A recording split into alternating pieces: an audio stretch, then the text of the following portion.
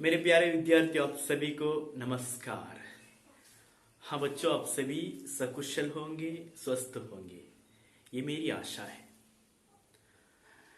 ठीक है बच्चों, पिछली कक्षा में हम लोग अभिनव मनुष्य के बारे में या आधुनिक मनुष्य के बारे में कविता के द्वारा देख चुके हैं और इसके संबंधित प्रश्नोत्तर भी मैं भेज चुका हूं। आप लोग उसे लेके हैं। ठीक है बच्चों, आज हम अगला पाठ अध्ययन करेंगे। देखिए बच्चों, हमारे देश में बहुत बहुत महान पुरुष जन्म हुए हैं। क्या है, प्राचीन काल में और आधुनिक युग में भी महान पुरुष का जन्म हुआ है। प्राचीन काल में भी आपको सभी को पता है बहुत सारे महान पुरुष थे, लेकिन आधुनिक युग में भी एक वैज्ञानिक युग में भी ऐसा एक महान पुरुष का जन्म हुआ है जो बचपन में सपना देखा था, वो सपने को पूरा किया था। इतना ही नहीं, और इस सपने के द्वारा जीवन के अंतिम सांस तक देश की सेवा में अपने आप को समर्पित किए हैं। वो हमेशा बोलते थे, बच्चों सपना देखिए। हम सभी सपना देखते हैं ना। क्या है, रात में सोने के बाद आप लोग क्या है, सभी को गुड नाइट, स्वीट ड्रीम्स ऐसे बोलते हैं ना। स्वीट ड्रीम्स का मतलब क्या है? सपना है ना। आप लोग सपना देखते हैं। क्या क्या सपना देखते हैं ड्रीम में, है ना, सपने में, है ना। क्या क्या सपना देखते हैं पता नहीं। ओके, ठीक है, वो सपना है। सपना नींद में सोने के बाद हम लोग जो देखते हैं वो सपना नहीं। जो हमें सोने नहीं देते हैं वो ही सपना है। वो क्या है? वो किसने कहा था? वो अभी आपको पता होगा किसके बारे में मैं बता रहा हूं। हाँ बच्चों, मैं आज missile man, wings of fire, India 2020 के लेखक है, महान विज्ञानी है, और कोई नहीं है। वो है, कौन है? औलू फकीर जैनुलाब्दीन अब्दुल कलाम, एपीजे अब्दुल कलाम के बारे में हम आज अध्ययन करेंगे। ठीक है बच्चों। हाँ, ಕನಸು ಕಾಣಿ ಮಕ್ಕಳೇ, ಕನಸು ಕಾಣಿ ಅಂತೇಳಿ ಯಾವಾಗ್ಲೂ ಹೇಳ್ತಾ ಇದ್ದಂತ ಒಬ್ಬ ಮಹಾನ್ ವ್ಯಕ್ತಿ. ಕನಸಂದ್ರೆ ಏನು? ಸಾಮಾನ್ಯವಾಗಿ ರಾತ್ರಿ ನಾವೆಲ್ಲರೂ ಕನಸು ಕಾಣ್ತೀವಿ, ಬೇರೆ ಬೇರೆ ರೀತಿಯ ಕನಸು ಕಾಣ್ತೀವಿ ನಾವಲ್ವಾ. ಹಾ, ಒಳ್ಳೆ ಕನಸನ್ನು ಕಾಣ್ತೀವಿ. ಕೆಲವರು ದೆವ್ವದ ಕನಸು ಕಾಣ್ತಾರೆ, ಬೇರೆ ಬೇರೆ ರೀತಿ ಕನಸು ಕಾಣ್ತಾರೆ. ಇವರು ಹೇಳ್ತಾ ಇದ್ದಂತ ಕನಸು ಏನು? ರಾತ್ರಿ ಆದ್ಮೇಲೆ ಮಲಗಿದ ಮೇಲೆ ನಮ್ಗೆ ಬೀಳುತ್ತೆ, ಅದು ಕನಸ? ಅದು ಅಲ್ಲ. ಅಬ್ದುಲ್ ಕಲಾಂ ಹೇಳ್ತಾ ಇದ್ದದ್ದು, ರಾತ್ರಿ ವೇಳೆ ನೀವು ಕನಸು ಕಾಣ್ತಿರಲ್ಲ, ಅದಲ್ಲ. ಯಾವುದು ನಿಮ್ಮನ್ನು ಮಲಗದ ಹಾಗೆ ಮಾಡುತ್ತಾ, ನಿದ್ರಿಸದ ಹಾಗೆ ಮಾಡುತ್ತಾ, ಅದು ಕನಸು ಕಾಣಬೇಕು. ಹಾ ನೋಡಿ, ರಾಮೇಶ್ವರದ ಕಡಲ ಕಿನಾರೆಯಲ್ಲಿ ಕುಳಿತುಕೊಂಡು ಆಕಾಶದೆತ್ತರಕ್ಕೆ ಅವರು ನೋಡ್ತಾ ಇರಬೇಕಿದ್ರೆ ಅಲ್ಲಿ ಆಕಾಶದಲ್ಲಿ ಏನೋ ಕೊಕ್ಕರೆಗಳು ಹಾರಾಡ್ತಾ ಇತ್ತು. ಅದನ್ನು ನೋಡಿದಂತ ಅಬ್ದುಲ್ ಕಲಾಂ ಏನಂತ ಯೋಚನೆ ಮಾಡಿದ್ರು, ಅದು ಹೇಗೆ ಹಾರಾಡುತ್ತೆ? ಗಾಳಿಯಲ್ಲಿ ನಮ್ಗೆ ಯಾಕೆ ಹಾರಾಡ್ಲಿಕ್ಕೆ ಆಗಲ್ಲ? ಯಾಕೆ ನಾವು ಕೂಡ ಆಕಾಶದಲ್ಲಿ ಹಾರಾಡುವಂತ ಒಂದು ವಸ್ತುವನ್ನು ನಿರ್ಮಾಣ ಮಾಡಲಿಕ್ಕೆ ಸಾಧ್ಯ ಇಲ್ಲ ಅನ್ನುವಂತ ಕನಸು ಕಂಡ್ರು. ಹಾ, ಆ ಕನಸಿನ ಬಗ್ಗೆ ತೀವ್ರತರದಾದಂತಹ ಏನು ಪ್ರಯತ್ನವನ್ನು ಮಾಡಿದ್ರು, ಉತ್ಸಾಹಭರಿತರಾಗಿ ಕೆಲಸ ಮಾಡಿದ್ರು. ಅವ್ರು ಹೇಳ್ತಾ ಇದ್ರು ಏನ, जीवन में सफलता को हासिल करने के लिए 3 विषय के बारे में हम लोग ध्यान देना चाहिए. क्या है? इच्छा, आस्था, उम्मीदें. हाँ, इच्छा, जो हमें इच्छा होना चाहिए, उन पर आस्था रखना चाहिए. मतलब ये इच्छा तेजी गति से चलना चाहिए, और वो आस्था है.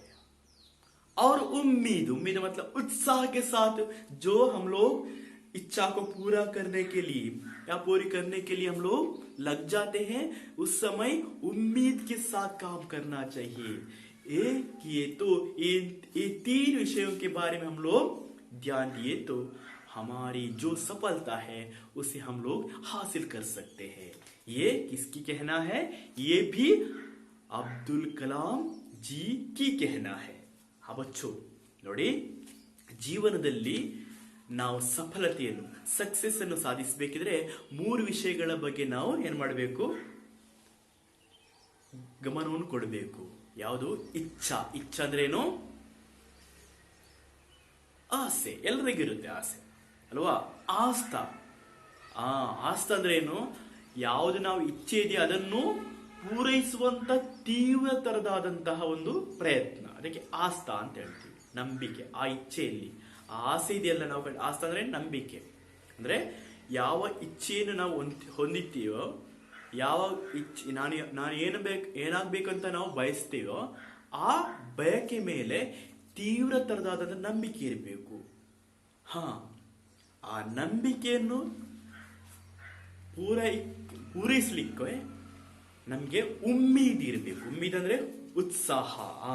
ಇಚ್ಛೆ, ನಂಬಿಕೆ ಮತ್ತು ಉತ್ಸಾಹ, ಈ 3 ವಿಷಯಗಳ ಬಗ್ಗೆ ನಾವು ಗಮನ ಹರಿಸಿದ್ರೆ ನಮ್ಮ ಗುರಿ ಏನು ಅದನ್ನು ನಾವು ಮುಟ್ಲಿಕ್ಕೆ ಸಾಧ್ಯ ಆಗುತ್ತೆ ಅಂತ ಹೇಳಿ APJ ಅಬ್ದುಲ್ ಕಲಾಂ ಹೇಳಿದ್ರು. ಹಾಗೆ ಅವರು ರಾಮೇಶ್ವರಂ ಕಡಲ ತೀರದಲ್ಲಿ ಯಾವತ್ತು ಕುಳಿತುಕೊಂಡಿರುವಾಗ ಆಕಾಶದೆತ್ತರಕ್ಕೆ ತಮ್ಮ ದೃಷ್ಟಿಯನ್ನು ಹರಿಸ್ತಾ ಇದ್ರು. ಆವಾಗ ಅಲ್ಲಿ ಕೊಕ್ಕರೆಗಳು ಹಾರಾಡ್ತಾ ಇದ್ವು. ಅದನ್ನು ಕಂಡಂತ ಅಬ್ದುಲ್ ಕಲಾಂ ಅವರು ಏನಂತ ತೀರ್ಮಾನಿಸಿದ್ರು, ಅದನ್ನು ನೋಡಿದಾಗ, ನಾವೆಲ್ಲ ನೋಡಿದಾಗ ಅದು ಕೊಕ್ಕರೆ ಹಾರಾಡ್ತಾ ಇದೆ ಅಂತ ಅನಿಸ್ಬೋದು. ಆದ್ರೆ ಅವ್ರು ನೋಡಿ, ಅವರ ಮೈಂಡ್ ಹೇಗಿದೆ ನೋಡಿ, ಸೈಂಟಿಸ್ಟ್ ಮೈಂಡ್. ಆ ಕೊಕ್ಕರೆ ಹೇಗೆ ಹಾರಾಡ್ತಾ ಇದೆ, ಯಾಕೆ ನಮ್ಗೆ ಸಾಧ್ಯ ಇಲ್ಲ? ನಾನು ಕೂಡ ಒಂದ್ ದಿವಸ ಕೊಕ್ಕರೆ ಆಗಿರುವಂತ ವಸ್ತುವನ್ನು ಹಾಗೆ ಹಾರಿಸಬಹುದಾ? ಹಾರಿಸಬಹುದು. ನಾನು ಕೂಡ ಹಾರಿಸಬೇಕು ಅನ್ನುವಂತ ಒಂದು ಇಚ್ಛೆ, ಆಸೆಯನ್ನು ತನ್ನ ಮನಸ್ಸಲ್ಲಿ ಇಟ್ಕೊಂಡ್ರು. ಆ ಇಚ್ಛೆಯನ್ನು ಇಟ್ಕೊಂಡದು ಮಾತ್ರ ಅಲ್ಲ, ಅದರ ಬಗ್ಗೆ ಆಸ್ತಾ, ನಂಬಿಕೆಯನ್ನು, ಬಲವಾದ ನಂಬಿಕೆಯನ್ನು ಇಟ್ಟರು ಮಾಡಬಹುದು ಅಂತೇಳಿ. ಆ ನಂಬಿಕೆಯನ್ನು, ಇಚ್ಛೆಯನ್ನು ಪೂರ್ತಿಗೊಳಿಸಲು ಅವರಲ್ಲಿ ಉತ್ಸಾಹದಿಂದ ಕೆಲಸ ಮಾಡಿದ್ರು. ನೋಡಿ, ಅಗ್ನಿಯನ್ನು ಅವರು ತಯಾರು ಮಾಡುವಾಗ ಸ್ವದೇಶಿತವಾದಂತ ಒಂದು ಕ್ಷಿಪಣಿ ಅಲ್ವಾ, ಅದನ್ನು ಮಿಸೈಲ್ ಅದನ್ನು ತಯಾರು ಮಾಡುವಾಗ ಅನೇಕ ಸಾರಿ ವೈಫಲ್ಯವನ್ನು ಕಂಡಿದ್ರು. ಆದ್ರೆ ಅವ್ರು ಬಿಡ್ಲಿಲ್ಲ, ಕೊನೆಗೆ ಹಾರಿಸಿ ಬಿಟ್ರು. ಮಿಸೈಲ್ ಮ್ಯಾನ್ ಅನ್ನುವಂತ ಹೆಸರನ್ನು ಪಡ್ಕೊಂಡ್ರು. ಯಾರು? APJ ಅಬ್ದುಲ್ ಕಲಾಂ. ಹಾಗೆ ನಾವು ಒಂದು ಆಸೆಯನ್ನು ಇಟ್ಕೊಂಡ್ರೆ ಅದರ ಬಗ್ಗೆ ನಂಬಿಕೆ ಇಡಬೇಕು. ನಂಬಿಕೆ ಜೊತೆಗೆ ಉತ್ಸಾಹದಿಂದ ಕೆಲಸವನ್ನು ಮಾಡಿದ್ರೆ ನಾವು ಸಕ್ಸೆಸ್ ಅನ್ನು ಕಾಣಬಹುದು ಅಂತ ಹೇಳಿ APJ ಅಬ್ದುಲ್ ಕಲಾಂ ಅವರು ತನ್ನ ಜೀವನದಲ್ಲಿ ಸಾಧಿಸಿ ತೋರಿಸಿದ್ದಾರೆ. ಅಂತ ಮಹಾನ್ ವ್ಯಕ್ತಿಯ ಬಗ್ಗೆ ನಾವು ಇವತ್ತು ನೋಡುವ. ಓಕೆ, ठीक है. क्या है? मेरा बचपन. उसके बारे में ज्यादा बोलने की आवश्यकता नहीं, क्योंकि आप सभी लोग उनके बारे में पता है, क्योंकि वो बच्चों के साथ ज्यादा वो मिलते थे, है ना, मिलजुल कर रहते थे बच्चों के साथ. वो बच्चों को बहुत प्यार करते थे, इसलिए बच्चे भी उसे बहुत प्यार करते हैं. उनके संबंधित क्या जो लेखन है, जो आर्टिकल है, वो सभी पढ़ते हैं, या उनके संबंधित जीवन चरित्र, है ना. क्या है? अब्दुल कलाम जी की जीवनी क्या है? ऑटोबायोग्राफी का नाम क्या है? Wings of fire. क्या है? Wings of fire. ओके, ठीक है. विंग्स ऑफ फायर में ಕನ್ನಡದಲ್ಲಿ ಅದನ್ನು ಅನುವಾದ ಮಾಡಿದರೆ ಏನು? ಅಗ್ನಿಯ ರೆಕ್ಕೆಗಳು ಅಂತ ಹೇಳಿ. ಓಕೆ, ठीक है. ಅದನ್ನು ನೀವು ಓದಬಹುದು. ಅದರಿಂದ ಆಯ್ದಂತ ಒಂದು ಪಾರ್ಟ್ ಇಲ್ಲಿ ಮೇರಾ ಬಚ್ಪನ್. ಮೇರಾ ಬಚ್ಪನ್, ಬಾಲ್ಯದ, ನನ್ನ ಬಾಲ್ಯ. Okay, doctor APJ Abdul Kalam. ठीक है, देखिए बच्चों, मेरा जन्म मद्रास राज्य अब तमिलनाडु के रामेश्वरम कस्बे में एक मध्यवर्गीय परिवार में हुआ था। मेरे पिता जैनुलाब्दीन की कोई बहुत अच्छी औपचारिक शिक्षा नहीं हुई थी और ना ही वे कोई बहुत धनी व्यक्ति थे। इसके बावजूद वे बुद्धिमान थे और उनमें उदारता की सच्ची भावना थी। मेरी माँ आश्यम्मा उनकी आदर्श जीवन संगिनी थी। मेरे माता पिता को हमारे समाज में एक आदर्श दंपति के रूप में देखा जाता था। हाँ, देखिए, मेरा जन्म मद्रास राज्य के रामेश्वरम कस्बे में। हाँ, मद्रास राज्य, उस समय मद्रास राज्य था, आज वो ತಮಿಳುನಾಡು नाम से है ना। ಅವರು ಹೇಳ್ತಾರೆ, ನನ್ನ ಜನನವು ಮದ್ರಾಸ್ ರಾಜ್ಯದ, ಅವತ್ತಿನ ಮದ್ರಾಸ್ ರಾಜ್ಯ ಇವತ್ತು ಏನಾಗಿದೆ, ತಮಿಳುನಾಡು ಅಂತ ಆಗಿದೆ। ಓಕೆ, ಹಾ, ರಾಮೇಶ್ವರಂ ಅನ್ನುವಂತ ಕಸ್ಬಾದಲ್ಲಿ, छोटा सा गांव, एक ಮಧ್ಯವರ್ಗೀಯ ಪರಿವಾರ में हुआ था। ಅತ್ತ ಬಡವರಲ್ಲ, ಶ್ರೀಮಂತರ, ಮಧ್ಯಮ ವರ್ಗದ ಒಂದು ಕುಟುಂಬದಲ್ಲಿ ಇವರ ಜನನವಾಯಿತು। ಇಲ್ಲಿ ರಾಮೇಶ್ವರದಲ್ಲಿ, ಕಡಲ ತೀರದ ಒಂದು ನಗರ ರಾಮೇಶ್ವರ। मेरे पिता जैनुलाब्दीन की कोई बहुत अच्छी औपचारिक शिक्षा नहीं हुई थी। हाँ, मेरे पिता, उनके पिता का नाम क्या है, जैनुलाब्दीन। हाँ, जैनुलाब्दीन, इसलिए उनका पूरा नाम क्या है, अब्दुल कलाम जी का औल फकीर जैनुलाब्दीन अब्दुल कलाम, एपीजे अब्दुल कलाम। ओके, ठीक है। देखिए, उनके पिताजी इतनी अच्छी शिक्षित नहीं थे, वो है ना, अच्छी औपचारिक शिक्षा नहीं हुई थी और ना ही वे कोई बहुत धनी व्यक्ति थे। हाँ, ಅವರು ಹೆಚ್ಚು ಶಿಕ್ಷಿತರಾಗಿರಲಿಲ್ಲ, ಮತ್ತೆ ದೊಡ್ಡ ಧನಿ ಕೂಡ ಆಗಿರಲಿಲ್ಲ, ಶ್ರೀಮಂತರು ಕೂಡ ಆಗಿರಲಿಲ್ಲ, ಸಾಮಾನ್ಯ ವ್ಯಕ್ತಿ ಆಗಿದ್ರು। इसके बावजूद वे बुद्धिमान थे और उनमें उदारता की सच्ची भावना थी। हाँ, ಇದರ ಹೊರತಾಗಿ ಅವರು ಹೆಚ್ಚು ಓದಿದವರಲ್ಲ, ದೊಡ್ಡ ವ್ಯಕ್ತಿ, ಧನಿಯೂ ಅಲ್ಲ, ಇದಕ್ಕೆ ಬಾವಜೂದ್, ಇದಕ್ಕೆ ಹೊರತಾಗಿ ಅವರು ಬುದ್ಧಿವಂತರಾಗಿದ್ರು ಮತ್ತೆ ಉದಾರಿಯಾಗಿದ್ರು। ಯಾರೇ ಮನೆಗೆ ಬಂದರೂ ಕೂಡ ಉದಾರವಾಗಿ ದಾನವನ್ನು ಮಾಡುತ್ತಿದ್ದಂತ ವ್ಯಕ್ತಿಯಾಗಿದ್ರು। ನೋಡಿ, ಅಷ್ಟು ಎಜುಕೇಟೆಡ್ ಅಲ್ಲದಿದ್ದರೂ ಕೂಡ। ಓಕೆ, ಹಾ, ನಾವು ಅಂದ್ಕೊಳ್ತೀವಿ ಎಜುಕೇಟೆಡ್ ಮಾತ್ರ ಉದಾರಿಗಳು ಅಂತ, ಇಲ್ಲ, ಸಾಮಾನ್ಯ ಅನಕ್ಷರಸ್ಥರು ಹೆಚ್ಚು ಉದಾರಿಗಳಾಗಿರ್ತಾರೆ ಅಲ್ವಾ। ಓಕೆ, उनमें उदारता की सच्ची भावना थी। मेरी माँ आश्यम्मा, हाँ, उनकी माँ कौन है, आश्यम्मा। जैनुलाब्दीन उनके पिता थे और आश्यम्मा उनकी माता थी। हाँ, वो आदर्श जीवन संगिनी थी। जीवन संगिनी, हाँ, आदर्श पत्नी। जीवन संगिनी मतलब पत्नी है, किसकी पत्नी, जैनुलाब्दीन की पत्नी आश्यम्मा आदर्श जीवन संगिनी थी। आदर्श ದಂಪತಿ, ಆದರ್ಶ ಪತ್ನಿ ಆಗಿದ್ರು। ಆದರ್ಶ ಪತ್ನಿ ಅಂದ್ರೆ ಏನು, ಹಾ, ಅಂದ್ರೆ ತಾನು ಗಂಡ ಹೇಳಿದಾಗೆ ಇರುವಂತದ್ದು ಆದರ್ಶ ಅಂದ್ರೆ, ಹೆಚ್ಚು ಏನು ಬೇಕು ಅದು ಬೇಕು, ದೊಡ್ಡ ಐಷಾರಾಮ ಜೀವನ ಬೇಕು ಅಂತ ಇಲ್ಲ, ಇದ್ದದ್ರಲ್ಲಿ ನೆಮ್ಮದಿಯಾಗಿರುವಂತದ್ದು ಅಲ್ವಾ। ಹಾ, ಒಂದು ಸರ್ವಜ್ಞೆ ಹೇಳ್ತಾರೆ, ಏನು ಸ್ವರ್ಗ ಅಂದ್ರೆ ಏನು ಅಂತೇಳಿ, ಏನು, ಬೆಚ್ಚನ ಮನೆ ಇರಲು, ವೆಚ್ಚಕ್ಕೆ ಹೊನ್ನಿರಲು, ಇಚ್ಛೆಯ ನರಿತ ಸತಿ ಇರಲು, ಸ್ವರ್ಗಕ್ಕೆ ಕಿಚ್ಚು ಹಚ್ಚೆಂದ ಸರ್ವಜ್ಞ। ಹಾ, ಅಂದ್ರೆ ಏನು, ಬೆಚ್ಚನ ಮನೆ ಇರಲು, ವೆಚ್ಚಕ್ಕೆ ಹೊನ್ನಿರಲು, ಇಚ್ಛೆಯ ನರಿತ ಸತಿ ಇರಲು, ಸ್ವರ್ಗಕ್ಕೆ ಕಿಚ್ಚು ಹಚ್ಚೆಂದ ಸರ್ವಜ್ಞ। ಹಾ, ಅಂದ್ರೆ ಇಷ್ಟೇ ಸಾಕು, ಇಚ್ಛೆನರಿತ ಸತಿ ಇರಲು, ಅವಳೇನು ಆದರ್ಶ ಪತ್ನಿ ಅಂತ, ಜೀವನ ಸಂಗಿನಿ ಅಂದ್ರೆ ಇಚ್ಛೆನರಿತ, ಗಂಡನ ಏನು ಇಚ್ಛೆ ಅದನ್ನು ಅರಿತಂತ ಯಾರು, ಪತ್ನಿ। ಹಾ, ಅದು ಬೇಕು, ದೊಡ್ಡ ಫ್ರಿಡ್ಜ್ ಬೇಕು, ಫ್ಯಾನ್ ಬೇಕು, AC ಬೇಕು ಅಂತ ಅಲ್ಲ, ಎಷ್ಟು ಇದೆ ಅಷ್ಟರಲ್ಲಿ ಸಂತೋಷವನ್ನು, ಅದರಲ್ಲಿ ತೃಪ್ತಿಯನ್ನು ಕಾಣುವಂತವಳು, ಗಂಡ ಏನನ್ನು ಬಯಸ್ತಾರ ಅಷ್ಟೇ। ಓಕೆ, ಅಂತ ಜೀವನ ಸಂಗಿನಿ ಕೌನ್ ಥಿ, आश्यम्मा। ओके, ठीक है। मेरे माता पिता को हमारे समाज में एक आदर्श दंपति के रूप में देखा जाता था. हाँ, मेरे माता पिता कौन है? ಇವರೊಂದು ಇಡೀ ಸಮಾಜಕ್ಕೆ, ಆ ಮುಸಲ್ಮಾನ ಸಮಾಜಕ್ಕೆ ಒಬ್ಬ ಗೌರವಾನ್ವಿತ ವ್ಯಕ್ತಿಗಳಾಗಿದ್ರೆ ಯಾರು? ಈ ಆದರ್ಶ ದಂಪತಿಗಳಾಗಿದ್ರೆ ಯಾರು?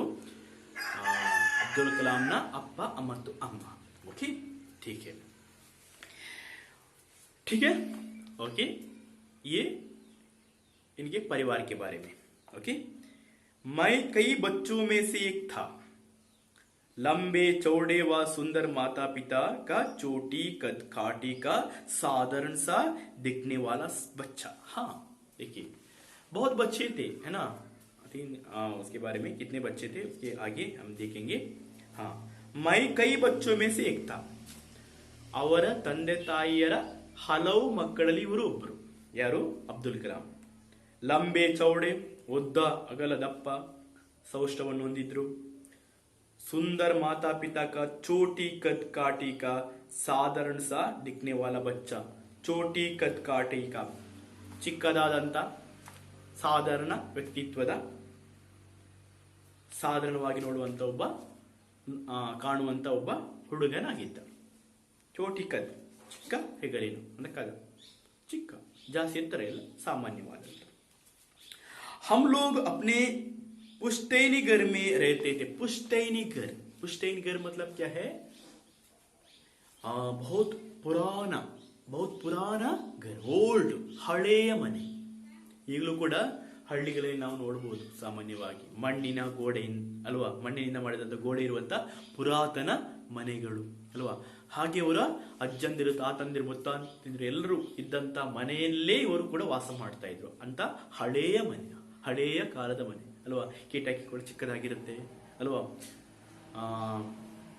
ಒಳಗೆ ವಿಶಾಲವಾಗಿರುತ್ತೆ ಅಲ್ವಾ. ಎಸ್, ಅಂತ ಒಂದು ಹಳೆಯ ಕಾಲದ ಮನೆಯಲ್ಲಿ ಇವರು ವಾಸವನ್ನು ಮಾಡ್ತಿದ್ರು. ಪುಶ್ತೈನಿ, ಪುಶ್ತೈನಿ ಅಂದ್ರೆ ಓಲ್ಡ್, क्या है? पुराना. पुश्तैनी मतलब क्या है? ओल्ड या पुराना. घर में रहते थे.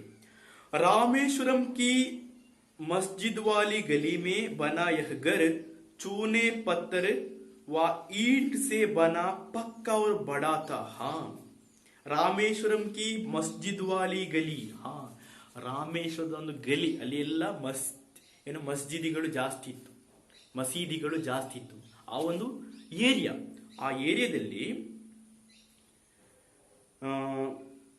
ಚೂನೆ ಪತ್ತರ್ ವ ಈಂಟ್ ಸೆ, ಸುಣ್ಣ, ಕಲ್ಲು ಮತ್ತೆ ಇಟ್ಟಿಗೆಯಿಂದ ಮಾಡಿದಂತ ಪಕ್ಕ ಮನೆ. ಓಕೆ, ಪಕ್ಕ, ಬಡ, ದೊಡ್ಡದಾದಂತ ಪಕ್ಕ ಮನೆಯಾಗಿತ್ತು.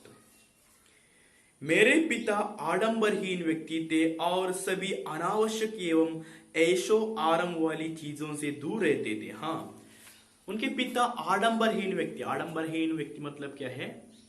ಆಡಂಬರಹೀನ ಅಂದ್ರೆ ಸ್ಪಾಶ್ ಆಗಿರುವಂತದ್ದಲ್ಲ, ಎಲ್ಲ ಅದು ಬೇಕು, ಫ್ರಿಡ್ಜ್ ಬೇಕು, ಫ್ಯಾನ್ ಬೇಕು, ಎಲ್ಲ ಅಂತ ಅದನ್ನು ಬಯಸುವವರಲ್ಲ. ಆಡಂಬರದ ಜೀವನವನ್ನು ನಡೆಸುವವರಾಗಿರ್ಲಿಲ್ಲ ಯಾರು? ಅವರ ಅಪ್ಪ. और सभी अनावश्यक एवं ऐशो आराम वाली चीजों से दूर रहते. ಅನಾವಶ್ಯಕ ಅಲ್ವಾ, ಅನಾವಶ್ಯಕ. ನಮ್ಗೆ ನಮ್ಮ ಕೈ ಕಾಲೆಲ್ಲ ಸರಿ ಇದೆ ಆಗಿರುವಾಗ ಏನು ಬಟ್ಟೆ ಒಗಿಲಿಕ್ಕೆ ಏನು ವಾಷಿಂಗ್ ಮಿಷಿನ್, ಮತ್ತೆ ಮಸಾಲೆ ರುಬ್ಲಿಕ್ಕೆ ಏನು ಗ್ರೈಂಡರ್, ಮಿಕ್ಸಿ, ಜ್ಯೂಸ್ ಮಾಡೋಕ್ಕೆಲ್ಲ ಅದು ಯಾಕೆ ಬೇಕು? ಅದೆಲ್ಲ ನಾವು ಸರಿ ಇದ್ದೀವಲ್ಲ ಹಾಗಂತ ತಿಳ್ಕೊಂಡವರು ಅನಾವಶ್ಯಕ ವಸ್ತುಗಳದು, ಅದರಿಂದ ದೂರ ಇರ್ತಿದ್ರು. ಇದರಲ್ಲಿ ಗೊತ್ತಾಗ್ತದೆ ಅವರು ಆಡಂಬರಹೀನ ವ್ಯಕ್ತಿ ಮತ್ತು ಐಷಾರಾಮದ ವಸ್ತುಗಳಿಂದ ಅವರು ದೂರ ಇರ್ತಿದ್ರು. ಓಕೆ, ಹಾ, दूर रहते थे. पर घर में सभी आवश्यक चीजें समुचित मात्रा में सुलभता से उपलब्ध थी. पर ಆದರೂ ಕೂಡ ಎಲ್ಲಾ ವಸ್ತುಗಳು ಅವರ ಮನೆಯಲ್ಲಿ ಸುಲಭವಾಗಿ ಸಿಗ್ತಾ ಇತ್ತು. ಎಲ್ಲ ವಸ್ತುಗಳಿತ್ತು, ಏನೇನು ಮಾಡಬೇಕೆಲ್ಲ ಅಡುಗೆ ಸಂಬಂಧಪಟ್ಟ ವಸ್ತುಗಳೆಲ್ಲ ಇತ್ತು ಪುರಾಣ ಕಾಲದೆಲ್ಲ. ಓಕೆ, ಸಮುಚಿತ ಮಾತ್ರ ಮುಕ್ತವಾಗಿ ಎಲ್ಲ ಕಡೆ ಕೈಗೆಟುಕುವಲ್ಲಿ ಸಿಗ್ತಾ ಇತ್ತು. ಸುಲಭತಾಸಿ, ಈಸಿಯಾಗಿ. ಉಪಲಬ್ಧ थी, उपलब्ध मतलब मिलती थी, सिखता ही तो.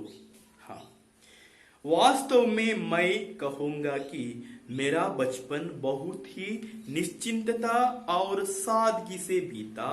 ಭೌತಿಕ एवं ಭಾವನಾತ್ಮಕ दोनों ही दृष्टियों से हाँ ನಿಜವಾಗಿ ನಾನು ಹೇಳಬೇಕಿದ್ರೆ ನನ್ನ ಜೀವನವು ಬಾಲ್ಯದ ಜೀವನವು ಯಾವುದೇ ಚಿಂತೆ ಇಲ್ಲದೆ ಮತ್ತೆ ಸಾದ್ಗಿ ಮತಲಬ್ ಕ್ಯಾ ಹೈ ಯಾವುದು ಆರಾಮವಾಗಿ ಯಾವುದೆಂದು ತೊಂದರೆ ಎಡರು ತೊಡರುಗಳಿಲ್ಲದೆ ಆರಾಮವಾಗಿ ನಡೆಯಿತು ಬೀತ ಭೌತಿಕ ಏವಂ ಭಾವನಾತ್ಮಕ ಭೌತಿಕವಾಗಿರ್ಬೋದು ಅಥವಾ ಭಾವನಾತ್ಮಕ ಎಮೋಷನಲಿ ಆರ್ ಫಿಸಿಕಲಿ ನಮ್ದು ಜೀವನ ಅತ್ಯಂತ ಸರಳವಾಗಿ ಸಾದ್ಗಿ ಮತಲಬ್ ಸರಳವಾಗಿ ಇತ್ತು ದೋನೋ ಹಿ ದೃಷ್ಟಿ ಎರಡು ಕಡೆ ಭಾವನಾತ್ಮಕವಾಗಿ ಮತ್ತು ಏನು ಭೌತಿಕವಾಗಿ ನನ್ನ ಬಾಲ್ಯವು ಅತ್ಯಂತ ಸರಳತೆಯಿಂದ ಕೂಡಿತ್ತು ओके यही एपीजे अब्दुल कलाम जी के ये क्या है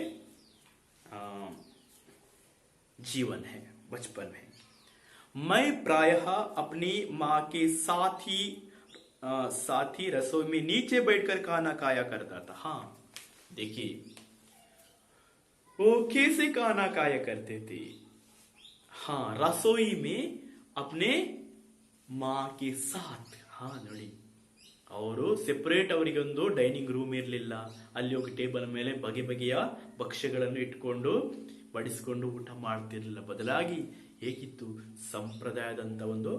ಸಂಪ್ರದಾಯವಾದಂತ ಒಂದು ಏನೋ ಫ್ಯಾಮಿಲಿ ಆದ ಕಾರಣವಾಗಿ ಅವರು ಯಾವತ್ತು ರಸೋಯಿ ಮತಲಬ್ ಅಡುಗೆ ಮನೆ ಕಿಚನ್ ಮಾಕೆ ಸಾಥ್ ತಾಯಿಯ ಜೊತೆಯಲ್ಲಿ ಅವರು ಊಟವನ್ನು ಮಾಡ್ತಾ ಇದ್ರು ನೀಚೆ ಬೈಟ್ಕರ್ ಟೇಬಲ್ ನೀಚೆ ನೆಲದಲ್ಲಿ ಕೂತ್ಕೊಂಡೆ ಚಾಪೆಯಲ್ಲಿ ಕೂತ್ಕೊಂಡು ಊಟವನ್ನು ಮಾಡ್ತಾ ಇದ್ರು वे मेरे सामने केले का पत्ता बिछाती वे मेरे सामने केले के पत्ता ನಾನಲ್ಲಿ ಕುಳಿತುಕೊಳ್ತಾ ಇದ್ದೆ ಚಾಪೆಯಲ್ಲಿ ಕೆಳಗೆ ಅವಾಗ ತಾಯಿ ಏನ್ ಮಾಡ್ತಿದ್ಲು ಮಾ ಕ್ಯಾ ಕರ್ತೀತಿ ಕೇಲೆ का पत्ता मतलब क्या है ಬಾಳೆಯ ಎಲೆಯನ್ನು ಹರಡ್ತಾ ಇದ್ಲು ಬಿಚಾತಿದ್ದೆ ಹರಡ್ತಾ ಇದ್ಲಲ್ಲಿ ಹಾಕ್ತಾ ಇದ್ಲು ಓಕೆ अब सभी केले के पत्ते में खाना खाए होंगे है ना ಎಲ್ಲರೂ ತಟ್ಟೆಯಲ್ಲಿ ಊಟ ಮಾಡ್ಲಿಕ್ಕೆ ಬಯಸ್ತೀರ ಅಥವಾ ಯಾವುದು ಎಲೆಯಲ್ಲಿ ಓಕೆ ಎಲೆಯಲ್ಲಿ ಊಟ ಮಾಡುವಂತ ಟೇಸ್ಟೇ ಬೇರೆ ಆಗಿರುತ್ತೆ ಅಲ್ವಾ ಒಳ್ಳೆಯ ಭಕ್ಷ್ಯ ಭೋಜ್ಯಗಳಿರಬೇಕು ಎಲೆಯಲ್ಲಿ ಊಟ ಮಾಡುವುದು ತುಂಬಾ ಸುಂದರ ಏನಾಗಿರುತ್ತೆ ಚೆನ್ನಾಗಿರುತ್ತೆ ಓಕೆ ओके फिर उस ಅವರಲ್ಲಿ ಅವರ ಅಮ್ಮನ ಜೊತೆಯಲ್ಲಿ ಅಡುಗೆ ಮನೆಯಲ್ಲಿ ಕೂತ್ಕೊಳ್ತಾ ಇದ್ರು ಅಮ್ಮ ಏನ್ ಮಾಡ್ತಾ ಇದ್ಲು ಅವರು ನೆಲದಲ್ಲಿ ಕೂತ್ಕೊಂಡಾಗ ಅವರ ಮುಂದೆ ಬಾಳೆಯ ಎಲೆಯನ್ನು ಹರಡ್ತಾ ಇದ್ದಳು ಅನಂತರ ಅದರಲ್ಲಿ ಏನ್ ಮಾಡ